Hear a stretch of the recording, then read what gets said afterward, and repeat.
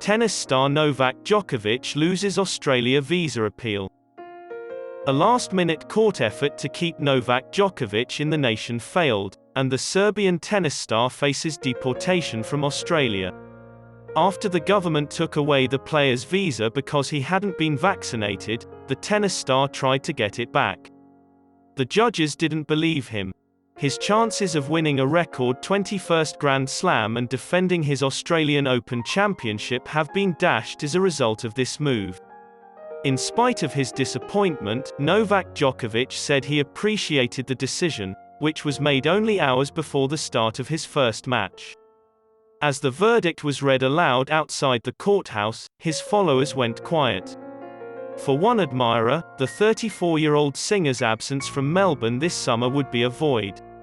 Scott Morrison, the Australian Prime Minister, applauded the decision to strengthen our borders and protect our citizens. Immigration Minister Alex Hawke had used his ministerial powers to revoke Djokovic's visa, claiming that his presence in the nation may help fuel anti-vaccine sentiment. Djokovic then filed a complaint. He'd had his visa cancelled for the second time, after a previous revocation was reversed by a different court for not following COVID entrance procedures. The defense of Novak Djokovic claimed in court on Sunday before a three-judge panel that the government's reasons were incorrect and unreasonable. As Chief Justice James Allsop noted in his conclusion, the federal court's decision on Sunday was based on whether or not the minister's decision was legal, not whether or not it was sound.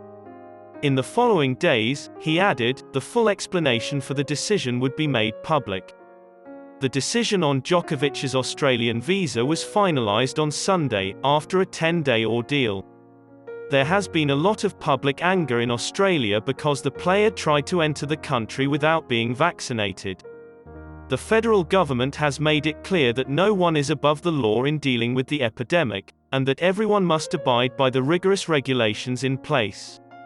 After testing positive for coronavirus in mid-December, Djokovic was first given a medical exemption to visit Australia by two separate independent health committees commissioned by Tennis Australia and Victoria's state government. The Australian Border Force, on the other hand, took him into custody on January 5, because he didn't meet federal requirements for the coronavirus.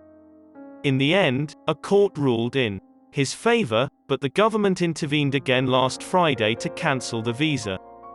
Djokovic has not aggressively propagated anti-vaccination misinformation despite not being vaccinated against COVID-19. However, anti-vaccination activists in Australia have taken to social media with the hashtag #IStandWithDjokovic.